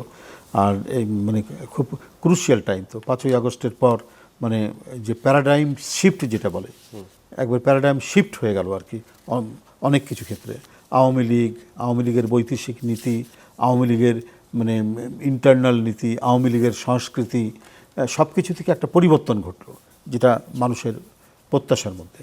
কিন্তু উনি যখন এই দায়িত্বটা পালন করলেন, তখন তো উনি ছিলেন ন্যাশনাল সিকিউরিটি অ্যাডভাইজার হিসেবে। তাতে দেখা গেছে যে তার দক্ষতা উনি প্রমাণ করতে পেরেছেন, তার যে কর্ম পরিচালনা, তার যে কাজ তিনি যেভাবে পরিচালনা করেছেন সে সম্পর্কেও কেউ কোথাও কোনো ধরনের কথা ওঠেনি। আর এছাড়াও তিনি বাংলাদেশের মানুষ হিসাবে বাংলাদেশের সমাজ পরিস্থিতি, সমাজ সংস্কৃতি সম্পর্কে তার একটা ধারণা আছে, এবং ইন্টারন্যাশনাল অ্যাফেয়ার্সে তিনি যেহেতু বহুদিন ধরে কাজ করেছেন, বহু দেশের সাথে সম্পর্ক তার রয়েছে, এবং সেই কারণে মানে বিএনপি তার কাজে প্লিজড হয়ে তাকে পররাষ্ট্রমন্ত্রী করেছে। সেই কারণে এটা অন্য কোনো মূল্যায়নগুলো করেছে। আপনি দেখেছেন যে এই যে তাকে যে ক্যান্ডিডেট করা হলো, এবং তার যে একটা ইন্টারন্যাশনাল কানেকশন আছে, তিনি যে আন্তর্জাতিক ভাবে কানেক্টেড বিভিন্ন দেশের সাথে, যেখানে তার ব্যক্তিগত সম্পর্ক অনেকের সাথে রয়েছে বলেই তিনি আজকে মানে সভাপতির আসনটা পাচ্ছেন। তো এই যে সভাপতির আসনটা পেয়েছেন, এটা তো একটা বিরাট কূটনৈতিক বিজয়। এটা তো শুধু তার ব্যক্তিগত বিজয় না, এটা বিজয় হচ্ছে একটি দেশের। তো পররাষ্ট্র মন্ত্রী হওয়ার পর তিনি এই যে অর্জনটা, তার সব কিছু মিলিয়েই তো একজন যোগ্য মানুষ হিসাবে তাকে বিবেচনা করা হয়েছে, এবং সেই যোগ্যতার প্রমাণ তিনি দিয়েছেন, সেই স্বাক্ষর তিনি রেখেছেন।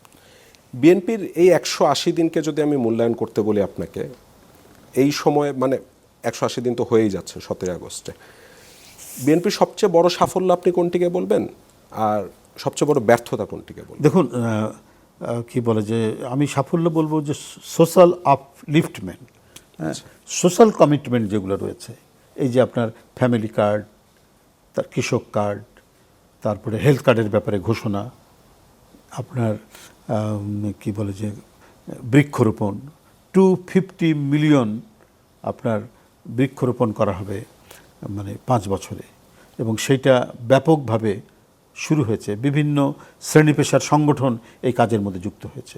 সরকারের তো একটা থ্রাস্ট আছেই, কিন্তু তারপরেও স্বতঃস্ফূর্তভাবে বিভিন্ন শ্রেণী পেশার সংগঠন নিজ নিজ প্রতিষ্ঠানে বা যেখানে গাছ লাগানো যায়, মানে ব্যক্তিগত বাড়ির আঙিনা থেকে শুরু করে মানে পাবলিক প্লেস যেখানে বৃক্ষ লাগালে একটা সৌন্দর্যের ইয়ে হবে, ওই প্রতিষ্ঠানের সাথে যোগাযোগ করে, ধরেন মিউনিসিপ্যালিটির অনেক জায়গা থাকে যেখানে মিউনিসিপ্যালিটি ইতিপূর্বে বৃক্ষ লাগায়নি, সেসব জায়গাগুলো বিভিন্ন শ্রেণী পেশা সংগঠনগুলো এটা কাজ করছে। এই যে সোশ্যাল আপলিফটমেন্ট এইটা, এবং আপনি ন্যাশনাল ডেভেলপমেন্ট, এই কাজগুলো শুরু হয়েছে। তো মানে বিগিনিং ইজ ভেরি নাইস, হ্যাঁ, এটা ইউনিক। তো সুতরাং আপনার ব্যর্থতা কি বলবেন? হ্যাঁ, ব্যর্থতা ধরুন আমি এই মুহূর্তে ব্যর্থতার সেরকম কিছু পাইনি। আইন শৃঙ্খলার কথা আপনারা হয়তো বলবেন যে আইন শৃঙ্খলার এরকম আছে, তো আইন শৃঙ্খলা এর চাইতে কি ভালো ছিল আগে? এখন যে এরকম আছে এর চাইতে তো ভালো ছিল না। আইন শৃঙ্খলার ব্যাপারে ওই যে আপনি বলেছেন, আমরাও মনে করি কিছু আইন সংস্কার করতে হবে, পুলিশের কিছু মানে কাঠামোগত সংস্কার করা দরকার। তারপরে আমাদের যে চিহ্নিতকরণ, অপরাধ এবং অপরাধীকে চিহ্নিতকরণ করে এটাকে দমন এবং এটাকে আইনের আওতায় নিয়ে আসার ক্ষেত্রে পুলিশের দক্ষতা বাড়াতে হবে। এই কাজগুলো আছে, এগুলো যখন বাড়তে থাকবে মানে আইন শৃঙ্খলা নিয়ে চিন্তা, মানে যেমন আমার আগে রাতে বের হতে খুব একটা ভয় লাগতো না, এখন লাগে কিন্তু আসলে রিজভী ভাই, মানে আমি কিন্তু এখন আমি জানি না, আমার এখন অতটা লাগে না। লাগে একটা হচ্ছে যে কিছু তো আপনার সাথে তো অনেক লোকজন থাকে না, আমার সাথে লোকজন, আমি আপনার ধারণা ভুল, আমিও একা চলাই মানুষ, হয়তো এক আধজন সাথে থাকে। তখন যেটা আপনার গুম খুনের ভয় সবসময় পেতাম, এখন কিন্তু সেটা পাই না। হ্যাঁ, এটা সাধারণ মানুষ আপনি দেখেন না, এখন যেটা মেইনলি ছিনতাইয়ের একটা ভয় থাকে, এইসব ছিনতাই ডাকাতি হতে পারে, সেগুলো পলিটিক্যাল কিছু। এটা কি ইয়ের আমলে ছিল না? আমার চোখের সামনে আওয়ামী লীগের আমলে বহু ছিনতাই হতে দেখেছি। আমি দেখলাম দিনে দুপুরে 1,21,00,000 টাকা ছিনতাই করে নিয়ে গেল পেট্রোল পাম্প থেকে। তাও শুনলাম তিনি নাকি তারেক রহমানের খালাতো ভাই। আপনার ব্যাংক ডাকাতি হয়েছে একটার পর একটা হাসিনার আমলে, সে আপনার কিশোরগঞ্জ থেকে শুরু করে ঢাকা পর্যন্ত একেবারে আপনার সিধ কেটে ব্যাংক ডাকাতি হয়েছে, মানে আপনার মফস্বল এলাকাগুলোতে। তাহলে আপনি এটা কি বলবেন? এটা থাকবে, তবে সরকারের ব্যাপারে মানে সতর্ক হচ্ছেন। প্রতিদিনের ঘটনা আপনার ঠেকতেই তো শেখে। পরিষ্কার। তো সুতরাং এটা আমরা দেখি 6 মাসের মধ্যেই তো একেবারে না, মানুষ আমার ধারণা প্রত্যাশা করলে সেটা ভুলই করবে, মানে 6 মাসে তো আর কিছু হয় না। আমরা আলোচনার প্রায় শেষে চলে আসছিলাম, ভারত ইস্যুটায় আসতে চাই। শেখ হাসিনাকে নিয়ে বাংলাদেশ বারবার উদ্বেগ জানিয়ে যাচ্ছে, ভারতকে প্রত্যর্পণের অনুরোধ করে যাচ্ছে। ভারত কর্ণপাত করছে কি করছে না তার প্রমাণ তো হলো যে তিনি দিল্লিতে বসে প্রেস কনফারেন্স করে ফেললেন। আপনার কি, যদিও ভারত বলেছে যে এটা ভারত সরকার সাপোর্ট করে না বিষয়টা, বা এটা তাদের সেন্ট্রালের কোনো কিছু না, কিন্তু আপনার কাছে কি মনে হয় যে ভারত সরকার না চাইলে শেখ হাসিনা দিল্লিতে বসে এভাবে প্রেস কনফারেন্স করতে পারে? অসম্ভব ব্যাপার। আমি মনে করি সম্পূর্ণরূপে ভারত যে কথা, ভারতের পক্ষ থেকে সম্পর্ক উন্নয়নের বিন্দুমাত্র চেষ্টা দেখেন? এটা সম্পূর্ণরূপে একটা, তারা, আমি বলবো যে অসত্য কথা বলেনি, কিন্তু তারা সত্যকে ঢেলে সাজিয়েছে। হ্যাঁ, সত্যকে তারা ঢেলে সাজিয়েছে। এটা অসম্ভব যে ভারতের অনুমতি, মানে ভারতের নীতি নির্ধারক বা ভারতীয় সরকারের অনুমতি ব্যতি রেখে ওই কনফারেন্স, এটা একটা গ্লোবাল কনফারেন্স, সেই কনফারেন্সে শেখ হাসিনা মানে অডিও করুক, ভিডিও করুক এবং কি বলে যে একেবারে লাইভ করুক, এটা কখনোই সম্ভব নয়। এটাতে তাদের একটা গ্রিন সিগন্যালের উপর ভিত্তি করেই সেটা করা হয়েছে, যেটা আমি বলে নাই, বাংলাদেশের সকল মানুষই মনে করে এটা ভারত সরকারের একটা গ্রিন সিগন্যাল ছিল, সবুজ সংকেতের উপরেই সেই কাজ। জনাব রিজভী, ভারত সরকার কি শেখ হাসিনাকে প্রাসঙ্গিক রাখতে চাচ্ছে? উদ্দেশ্য সেটা আমি জানি না তাদের উদ্দেশ্য কি আছে, মানে আচার আচরণ দেখে কি তাই মনে হচ্ছে? এটা রাখলে পরে আমি মনে করি ভারতের যে ফরেন পলিসি, জি, ভারতের যে বৈদেশিক নীতি, সেই বৈদেশিক নীতি যে বিশেষ করে তার যে নিয়ারেস্ট যে দেশগুলো আছে, সেই নিয়ারেস্ট দেশগুলোর ব্যাপারে তার বৈদেশিক নীতি এটা সভরেন ইকুইলিটির উপর হবে না, সেটা মিউচুয়াল রেসপেক্টের উপর হবে না। এটাকে যদি মানে আমরা যদি আঞ্চলিক সমৃদ্ধির কথা চিন্তা করি, তাহলে ভারতকে অবশ্যই একটা বৃহৎ প্রতিবেশী হিসেবে তাকে লুকিং ফরওয়ার্ড নীতি নিতে হবে এবং প্রত্যেকটি দেশের সার্বভৌমত্বকে রেসপেক্ট করতে হবে। আর এই রেসপেক্ট না করলে পরে এটা ভারতের যে বৈদেশিক নীতি এবং ভারতের যে ইমেজ, সেই ইমেজ ক্ষুণ্ণ হবে। এবং একটা দেশের মানে যে অবস্থাটা তৈরি হয়েছে শেখ হাসিনাকে ওখানে বক্তব্য রাখতে দেওয়া, এটা তো নিঃসন্দেহে ভারতের সরকারের একটা প্রচ্ছন্ন এখানে ইঙ্গিত রয়েছে। এইটা কি হলো? এইটা করতে গিয়ে যে জিনিসটা হয়েছে, বাংলাদেশের ইন্টারনাল অ্যাফেয়ার্সে এটা একটা হস্তক্ষেপ হয়েছে, ইন্টারফেয়ার হয়েছে। ভারতকে নন ইন্টারফারেন্স থাকতে হবে। ভারত যদি নন ইন্টারফারেন্স থাকে তার আশেপাশে, শুধু বাংলাদেশ বলে না, ভারতের সাথে কিন্তু আপনার আশেপাশের অনেক দেশের সাথেই নানা বিষয় নিয়ে কোনো প্রতিবেশীর সাথে সম্পর্ক নাই। হ্যাঁ, আপনার কি বলে ওটাকে, খুঁটমুট লেগেই থাকে, ঝগড়াঝাটি লেগেই থাকে।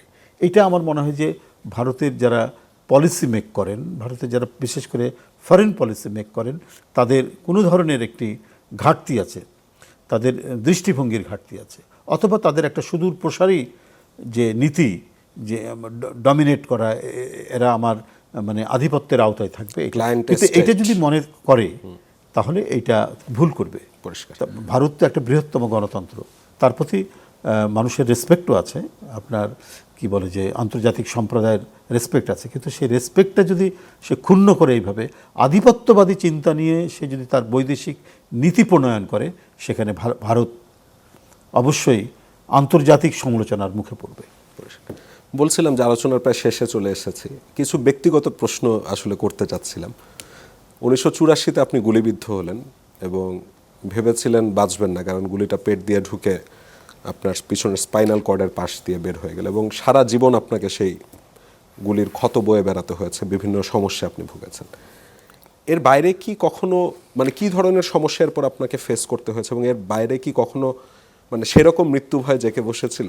না, এইটা আমি তো তখন অনেক বেশি তরুণ, আমার তখন মাস্টার্স পরীক্ষা চলছে এরকম। হ্যাঁ, তো ওটা একটা বড় আন্দোলন, 84 সালের শ্রমিক কর্মচারী ঐক্য পরিষদের আন্দোলন ছিল যখন আমি গুলি খাই।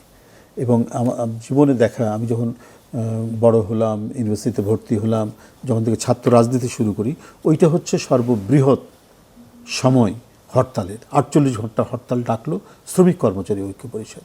তখন বেগম খালেদা জিয়ার নেতৃত্বাধীন 7 দল সেই কর্মসূচিকে সমর্থন করলো, স্কপের, এটাকে স্কপ বলা হতো, শ্রমিক কর্মচারী ঐক্য পরিষদ, আর শেখ হাসিনার নেতৃত্বাধীন 15 দলীয় জোট সেটাকে সমর্থন করলো, আর সকল ছাত্র সংগঠন, ছাত্র সংগ্রাম পরিষদ এবং জাতীয়তাবাদী ছাত্রদল সেটাকে সমর্থন করলো। সমর্থন করার কারণে আমরাও মাঠে নামলাম। সকাল থেকে আমরা করছি, পিকেটিং করছি। ইউনিভার্সিটির ভিতর দিয়ে যে রেল লাইন গেছে সেই রেল লাইনের উপর আমরা দাঁড়িয়ে আছি, ট্রেন যেতে দিব না, এইসব কাজগুলো আমরা করছি। তারপরে মাদারবক্স হল যেটি এখন, সেই মাদারবক্স হলের এখন মাঝখানের যে রোটা, সেখানে তখন কোনো বিল্ডিং ছিল না, ওখানে একটা পুকুর ছিল কর্নারের দিকে, ওই পুকুরে দাঁড়িয়েছিলাম। এরপরে ছাত্রদের সাথে ব্যাপক সংঘর্ষ হচ্ছে, আপনার আইন শৃঙ্খলা বাহিনীর, তখন বিডিআর বলতো, BDR, police, arm battalion police, হতে হতে তারপরে হঠাৎ একটা, ওটা তো আমি তখন বুঝতে পারিনি, কিন্তু আমি মনে হলো যে বিরাট ধাক্কা খেয়ে আমি, পিছনে ছিল একটা সর্ষে ক্ষেত, ইউনিভার্সিটি মধ্যেই আর কি, প্রচুর এগ্রিকালচার ল্যান্ড ছিল ইউনিভার্সিটির ভিতরে, তো ওই সর্ষে ক্ষেতের মধ্যে পড়ে গেলাম। ডিসেম্বর মাস, তখন সব সর্ষে হলুদ ফুল ফুটে আছে, এই আর কি। তো যেটা আপনি বললেন, এরপরে অনেক কাহিনী, আমি ওইদিকে যাব না। এরপরে আমার যেটা হতো বড় ধরনের সমস্যা বলতে, যে আমি প্রায় 17-18 বার, ওই এটা একটা মেডিকেল টার্ম, ডাক্তাররা বলেন পোস্ট অপারেটিভ অ্যাডিশন, আমার ভিতরে খাদ্যনালী প্রায় 1 হাত কেটে ফেলতে হয়েছে। তো এরপরে স্বাভাবিক যে মানে খাওয়া, হজম হওয়া, এগুলোর খুব সমস্যা হতো। তো এই পোস্ট অপারেটিভ অ্যাডিশনের কারণে প্রচণ্ড পেইন হতো এবং হসপিটালাইজড হতে হতো, এবং কমপক্ষে 7 দিন হসপিটাল থাকতে হয়, মানে স্যালাইনের উপর থাকতে হয় প্রায় 2-3 দিন, তারপর সেমি লিকুইড দিতে হয়। এই করতে করতে নর্মাল ফুড আসা পর্যন্ত আমাকে, এটা হচ্ছে একটা টেনিউর, মানে একটা সময়কাল আর কি, এই এই এই এই ঘটনার পরে আর কি, এই বুলেট ইঞ্জুরির পরে। তো এটা একটা, মানে সেটা নিয়ে আজও ভুগি। আমি জেলখানাতেও যখন গেছি তখনও এই সমস্যা হয়েছে 2-3 বার, কয়েকবার, 5-7 বার হয়েছে আমার জীবনে। তারপরে বিভিন্ন রাজশাহী মেডিকেল কলেজ হাসপাতাল বহুবার থেকেছি। আর ঢাকার তো এমন কোনো হাসপাতাল নাই যে এখানে আমি থাকিনি। ঢাকা মেডিকেল কলেজ থেকে শুরু করে, এই কি বলে যে হলি ফ্যামিলি থেকে শুরু করে সব, পিজি টিজি কোনোটাই বাদ নাই আর কি, প্রত্যেক সবসময় আমি থেকেছি। এইটা একটা গেল। এরপরে আমি 2004 সালে সিভিয়ার কার অ্যাক্সিডেন্ট করি, কার অ্যাক্সিডেন্টের মধ্যে পড়ি, আমার ডান পা ভেঙে চুরমার হয়, বাম হাত ভেঙে চুরমার হয়। এখান থেকে বেঁচে আসলাম। এটা হায়ার ট্রিটমেন্ট একটু হয়, এটা বাইরে যায়, কি বলে যে আপনার থাইল্যান্ডে আমার চিকিৎসা হয়, ওখান থেকে ফিরে আসলাম। এখনও কিন্তু আমার ডান পায়ে রড আছে এবং বাম পায়ে রড, এইটা গেল। তারপরে 2020 সালে করোনা আসলো। তো করোনার ওই যাত্রার মধ্যে, করোনার মধ্যেও তো আমি ভোরে উঠে মিছিল করি, আবার পার্টি অফিস ফিরে যাই, এইসব করি আর কি ম্যাডামের মুক্তির জন্য। তারপর ম্যাডামকে 25শে মার্চ মানে বন্দিই থাকলেন, কিন্তু কারাগার থেকে বাসায় নিয়ে গিয়ে বন্দি করেই রাখলো আর কি। তারপর আপনি বাসায় ফিরলেন? হ্যাঁ, তারপর আমি ফিরলাম 26শে মার্চ, স্বাধীনতা দিবসে আমি ফিরলাম। কিন্তু ওই ধরপাকড়ের একটা অবস্থা থাকে। তো করোনা যখন সিভিয়ার, তখন আমরা কিছু ওই ত্রাণ দেওয়া শুরু করলাম দলের পক্ষ থেকে, এই কাজগুলোই শুরু করলাম। একদিনে 2-3টা, আমাকে অনেকে নিষেধ করতো। 2021 সাল আসলো, মার্চ মাসে আমি ডিস্ট্রিক্ট কনফারেন্স হচ্ছে মানিকগঞ্জ, ওখানে এখন যিনি বিমানমন্ত্রী, আমাদের মানিকগঞ্জের প্রেসিডেন্ট রীতা আপা খুব অনুরোধ করলেন ওখানে যাওয়ার জন্য। তো ওখানে চিফ গেস্ট হয়ে ওখানে যাই, এবং ওইখানেই আমি মনে হলো যে আমার করোনা আক্রান্ত হলো। আমি ঢাকায় এসে টেস্ট করে করোনা আক্রান্ত হলো, এবং এমন করোনা যে মানে একবারে মৃত্যুর দরজা থেকে ফিরে এসেছি, মানে এত সিভিয়ার করোনা। এবং প্রায় 1-1.5 মাসের মতো শুধু আইসিইউতে ছিলাম। তো আল্লাহর অশেষ রহমত, সেখান থেকে বেরিয়ে আসলাম। তার আবার 2-3 মাস আগে আমার সিভিয়ার হার্ট অ্যাটাক হলো। এই যে এবং সেই সিভিয়ার হার্ট অ্যাটাকও সাংঘাতিক অবস্থা। আমি প্রেস ক্লাবের সামনে শ্রমিক দলের একটি সভায় বক্তব্য রাখছিলাম। ওই বক্তব্য রাখতে রাখতে বক্তব্য শেষ হয়েছে, তারপর আমার খারাপ লাগছিল। ওইটা দিয়ে আমি যখন ওই শিল্পকলা একাডেমির ধার দিয়ে পার্টি অফিস যাচ্ছি, ঠিক ওই সময় মনে হলো যে আমি সেন্সলেস হয়ে যাচ্ছি। তো যাই হোক, আমার ড্রাইভারটা চট করে ওখানে ইসলামী ব্যাংক হাসপাতাল ছিল, ও নিয়ে গেল, ওখানে 4টা ইকোস্প্রিন দিল, এরপর আমাকে ল্যাবে ডে চট করে নিয়ে আসলো। মঙ্গলবারের দিন ছিল বলে কিছু রাস্তাঘাটে গাড়ি ঘোড়া কম ছিল, নাহলে সেটাও বাঁচতাম না। এই বারবার মানে মৃত্যুর হাত থেকে ফিরে এসেছি। তো ওইটা নিয়েই আছি আর কি। আপনার স্ত্রী আরজুমানা রাইভি আপনার সহপাঠী ছিলেন, তবে আপনারা নিঃসন্তান। আপনার কি কখনো এই বিষয়টি নিয়ে একাকিত্ব বোধ করেছেন?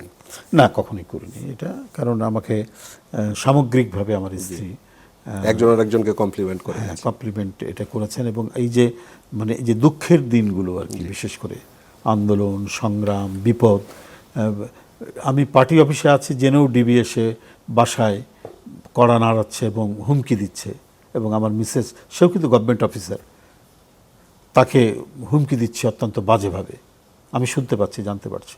যাক, আমি খুব কৃতজ্ঞ মানে মিডিয়ার কাছে। সাথে সাথে এই জিনিসগুলো আবার মিডিয়ায় স্ক্রলে দিত তখন। হ্যাঁ, আমি অনেককে অনুরোধ করলে তারা স্ক্রলের মধ্যে দিত, এবং তখন কিছুটা রক্ষা হতো।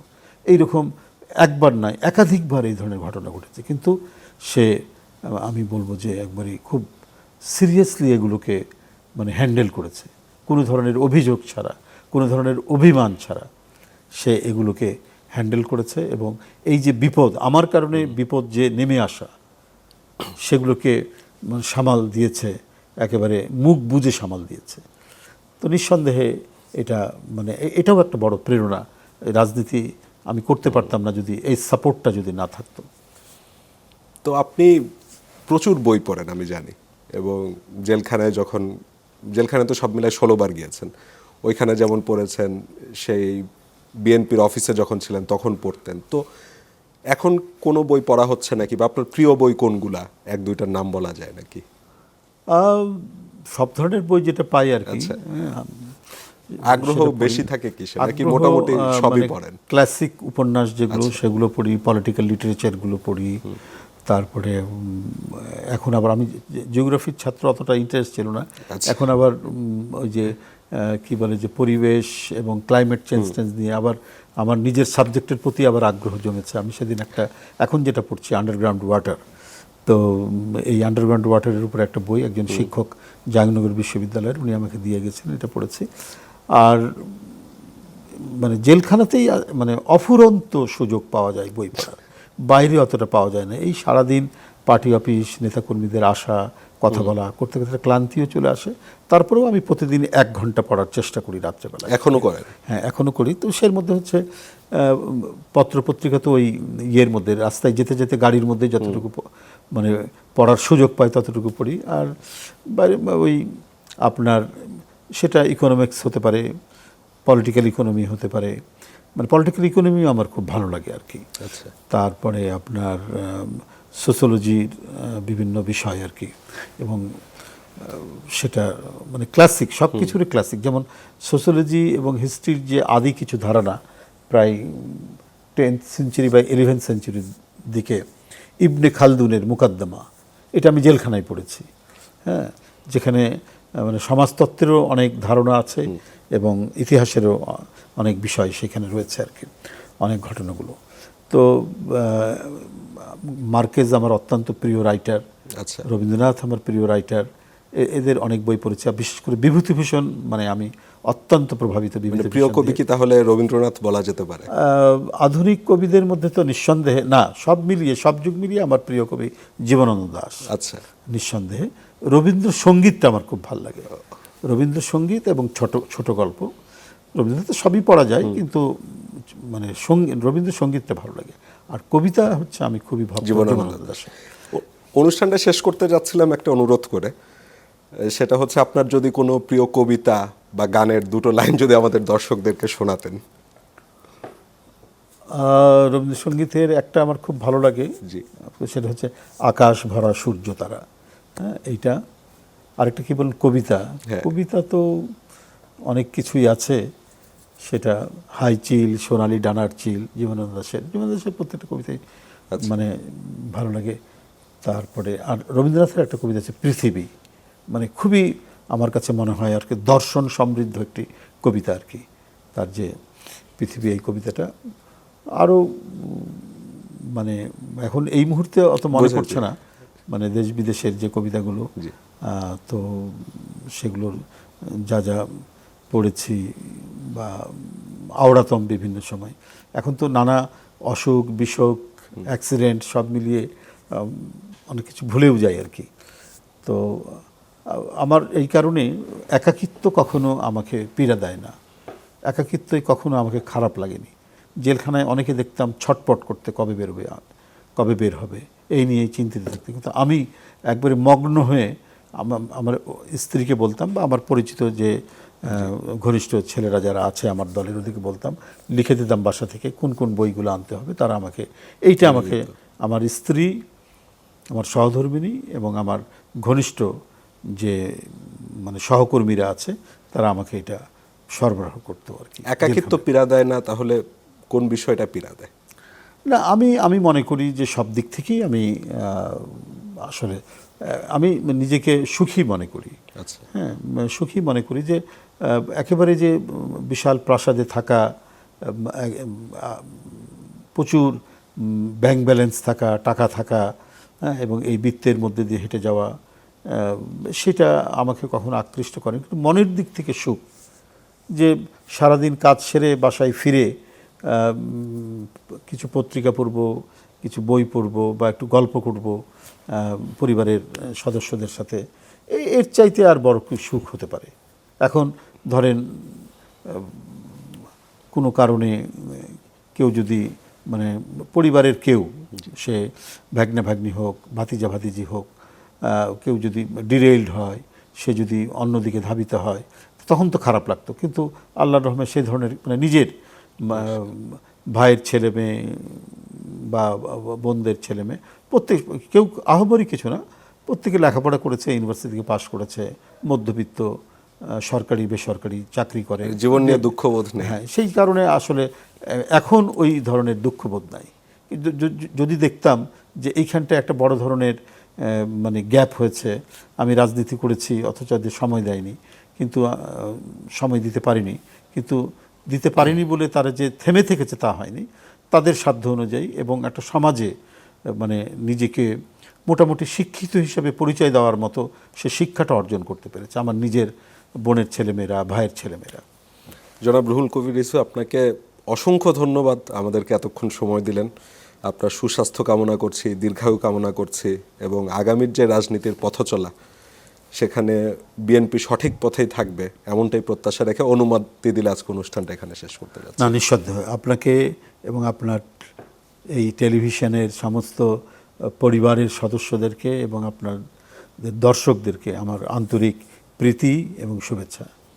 অনুষ্ঠানটা আজকে এখানে শেষ করি। ধন্যবাদ। দর্শক, এরই সাথে শেষ করছি আজকের মুক্তমঞ্চ। যারা তখন আমাদের সাথে ছিলেন তাদের সবাইকে অসংখ্য ধন্যবাদ। শুভরাত্রি।